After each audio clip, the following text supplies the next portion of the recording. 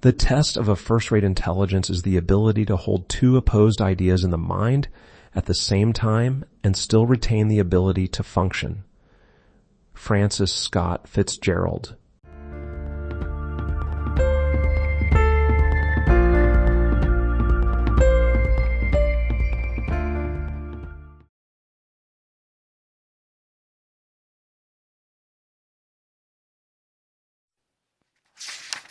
Appendices, Final Thoughts. Well then, by now the picture of the paradigm of the great life should fully reveal itself before your eyes. Of course, the puzzle is not yet completely assembled, fitting the missing pieces, and perhaps even rethinking some parts of the canvas entirely, will now be up to you, dear reader. In the appendices, we simply apply the ideas and conclusions of the first two parts to real problems of physics. As a result, it turned out that stars, as well as galaxies and clusters of galaxies, are super-intelligent beings. Earth is also a super-intelligent being. Planetary life is merely a secondary branch on the enormous tree of life, while the main trunk of this tree is stellar life. Time is an informational concept that allows events to be subjectively related in terms of earlier-later, and also allows the interval between events to be evaluated in terms of long, not long.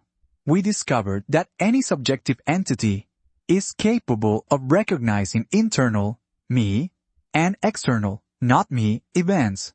The ratio of the info density of internal events to the info density of external events determines the subjective speed of the flow of time. Any subjective entity strives to maintain this speed of the flow of time constant, which may provide a very simple explanation for the phenomenon of cosmological redshift. Any interactions of bodies at a distance are manifestations of life. The concept of a physical field is merely a convenient mathematical abstraction, introduced within the paradigm of the Great Graveyard. This concept works reasonably well for the most primitive proto-living entities, elementary particles, but it ceases to work for living, and even more so for super-intelligent beings. Based on the mechanisms of the birth and death of subjective entities, one may assume that at the quantum level of the hierarchy of life, a wave is an elementary particle that has not yet been born.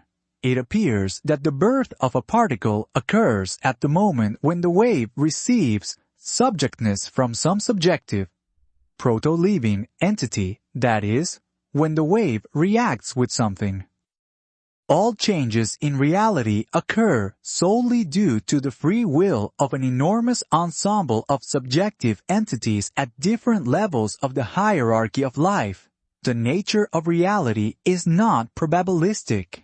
Any manifestation of chaoticity is simply the result of a lack of coordination in the actions of numerous independent subjective entities. The entropy of the universe fluctuates upward and downward, but over large, cosmic spans of time it remains a constant quantity.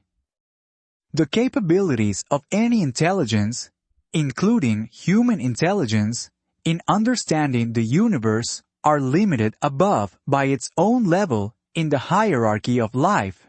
Investigations of higher levels of the hierarchy are not only meaningless, but catastrophically dangerous. Apparently, the cosmic purpose of humanity is simply to maintain Earth's ecosystem in a healthy and attractive condition.